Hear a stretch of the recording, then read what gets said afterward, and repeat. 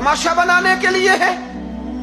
अगर किसी गरीब की बच्ची की खिदमत कर दी है तो उस तरह कर जिस तरह हुसैन के बेटे इमाम ज़ैनुल आबिदीन किया करते। इमाम ज़ैनुल आबिदीन इमाम हुसैन के बेटे जब दुनिया सो जाती तो सैयदा का पोता अपने कंधे पर अनाज की थैली रख के गरीबों के दरवाजों पर दस्तक देने पहुंच जाता।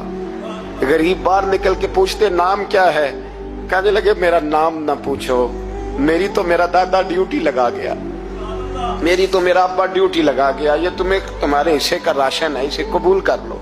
ये उन लोगों का तरीका था। ये क्या अंदाज हुआ कि 4 अखबारों में खबर इज्जतें लोग उछालते फिर।